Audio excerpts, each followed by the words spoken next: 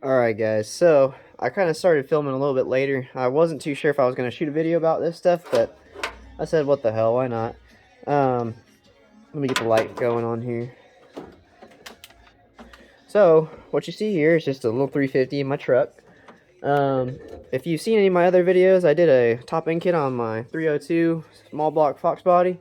But yeah, it's basically my truck popped a head gasket just recently. I tried some K-Seal stuff to see if it's it's a additive you can add to your radiator to help seal up a head gasket. It's like one of those cheap gimmicky things that sometimes works, but unfortunately my truck didn't want to seal up, and I suspected this rusty ass thermostat, or thermostat housing I should say, probably is my issue. I think that what happened is some rust flakes got into the cooling system and probably caught the head gasket just barely, and enough to make it leak real bad. So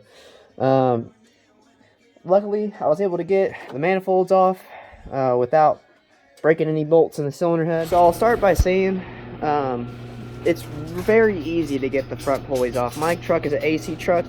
Don't be afraid if you have AC stuff. Try and save it if you can, because it's getting hard to find stuff like that for these trucks nowadays. All you gotta do is this Schrader valve here. You can actually take a flathead and alleviate the pressure inside the system and check. Kind of like a valve stem on a tire. You just poke it in there, and if it starts hissing real bad, you can just let it out slowly. Technically, you want to be in a ventilated area if you're going to do that. Luckily, my system wasn't, I guess, had a small leak. Just take everything off. I recommend you take a lot of photos.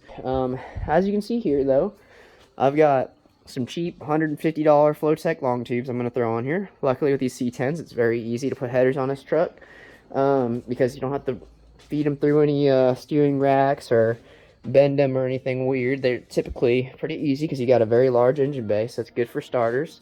I got a fuel rail piece. I've got the carburetor in this box, the dual plane intake manifold, some used valve covers that I'm going to throw on because shine fixes everything. I've taken most of the stuff off, and we're going to go ahead and start taking off this intake manifold. What I recommend is before you start a project like this, soak all your trouble bolts with PB Bolt Blaster. This stuff saves lives. It saves a lot of time. What I've been doing for the past week, because I've known my truck's had a blown head gasket for a little while now, is I've just been soaking all of the exhaust bolts in PB Blast. And you just come out there, just spray a little bit down on them, and that'll help free up any kind of rusty stuck bolts. Another trick you can do if you have access to a propane torch or some sort of heat source is you can actually heat the bolts up, and that kind of helps the rust separate.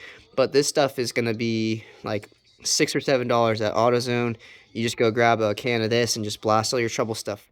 All right, off with the quadrifart. Well, make sure whenever you take your intake manifold off that you transfer over any fittings and take a lot of photos of vacuum lines. The thing I do want to note is it looks like there is a line that pulls manifold vacuum.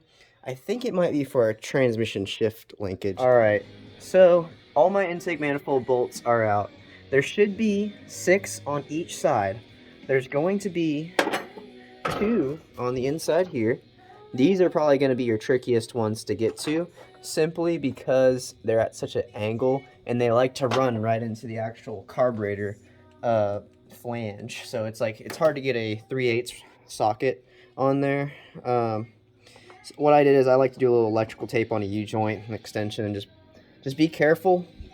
One thing I have noticed with these old trucks is there's likes to get a lot of grease and mice shit and all sorts of stuff that just, you can't even find the bolts sometimes. I had to take a flathead screwdriver and scoop out all the poop and grease and grime just to find where my bolts were. So just keep that in mind. Once you get this off, it may be a little tricky. If someone's ever replaced your intake manifold, a lot of times they like to goop a shit ton of RTV on these things, and it could be a little tricky.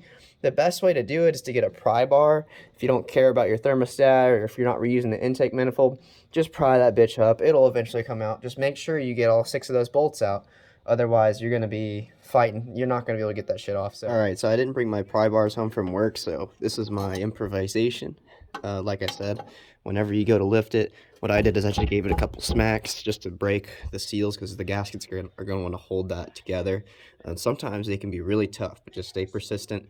Try not to jam a screwdriver in here if you can avoid it, simply because you can mar up some of the surfaces, and it might make for a bad seal, but it'd probably be fine if you had to resort to something like that. But I always try to just use something like this, something kind of blunt, but not sharp, no punches or anything. Just use something kind of dull. It's not gonna mess stuff up. But I'm not planning on reusing this intake manifold anyways. But as you can see, it's free, and I'm gonna need 2 hands to pull this cast iron piece off. All right, so after squatting in my engine bay and struggling to lift this guy, it actually doesn't look too bad in here. I was expecting to see a lot more sludge. I know in the bottom of the end of this engine, it's a little bit worn. I think the rings are pretty worn as well, but cheapo deluxe build, we're just gonna send it. But I'm very pleasantly surprised to see that most of these push rods look okay. I'm not seeing any glaring issues of you know any massive amount of sludge or anything. I'm hoping that all the cam lobes look okay because this is a flat tappet cam.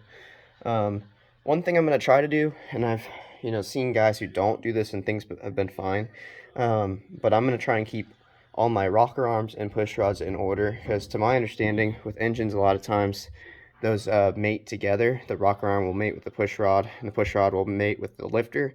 And I've heard of stories of people kind of mixing them up, thinking, oh, whatever, and wiping out a cam lobe on the camshaft, or uh, I it's just good engine building, from what I understand, to keep things where they came from. It's probably not that important, but I'm gonna just take the extra step, and I recommend that whoever decides to, if you're rebuilding your 350 or whatever engine you got, just try and keep things in order if you can. All right, so for the next step, you're gonna remove your valve covers, and if you've owned a small block Chevy, you've probably had to do this before because they love to leak. But all you do is there's 4 7/16 bolts that go in each of those corners, and once you get them loose, I like to RTV my valve covers because I don't want them to leak. Just give them a little tap and it should pop loose. If it doesn't want to, hit it harder. There's only 4 bolts, and once it's loose, all you gotta do is just lift up, and there are those sweet rocker arms. And as you can see, it's not terrible for 40-year-old engine. Could certainly be worse, but these are basically going in the scrap pile. Got those nice shiny that are going to be replacing these. So, you know, as David Freiberger once said, shine fixes everything. When you're using hand tools, it's going to kind of suck because there's going to be preload on these rocker arms. So it's the perfect time, with the engine open and all, to tear off all this insulation underneath my hood, because whenever you're rebuilding an engine, you want as much debris to fall into your oil pan and lifter valley. So naturally, I went ahead and tore this off. My thought process was, and once I get this new carburetor on here, there's going to be a lot of tuning and stuff I'll have to do. And I've always been nervous about running this thing without an air cleaner on it, or just starting it up and it's sucking down insulation into the intake manifold and maybe screwing something up. So I went ahead and just pulled this off. I know a lot of purists are probably going to cringe at the fact that I took this off, but I'm going to take some glass cleaner and probably clean this up real quick while I'm here. Alright, so one side's off. You can actually see the K-seal gasket sealer I put in on the head gasket. Now, these are cast iron heads, so they're going to be pretty heavy if you've never done this before. But it's definitely possible. I was squatting in my engine bay trying to lift up on this stuff. I just want to make a recommendation. Make sure to check the back of the cylinder head. I had a ground strap back here that was on the back of it, and that kind of held me up. This is from the gasket sealer I put in there to try and seal up that head gasket. You can see how it's hardened, and it's on all the water jackets that go through the cylinder head. But unfortunately, this didn't fix my problem, so I'm going to keep this head gasket as a reference to make sure that the bore diameter is the same on the new head gaskets and that all the water ports look about the same. Alright, isn't this a sight? So cylinder heads are off, and I think what I'm going to end up doing is taking Scotch-Brite pads and cleaning the head surface. And first I'll probably hit it with the razor blade, try and get all the big chunks off, and then I'll hit it with a red Scotch-Brite pad. Alright guys, so now's the kind of shitty part where You gotta take a little Scotch-Brite pad and you gotta sit here and just until you get a nice finish like this. You want it to be smooth to the touch.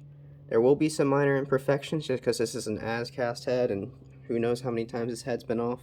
I did find my culprit for why my cylinder head popped a head gasket. This piece of metal from the thermostat, I think. Let me see if I can get it to focus. I think this is off the thermostat housing. My camera does not want to focus. This piece of metal, I think, came off the thermostat housing and it was wedged right in here. So I'm betting that a couple of these big chunks came through one of these water jackets and just nicked a gasket just barely and caused it to fail. So now I get to do the long, fun job of just scrubbing and scrubbing and scrubbing.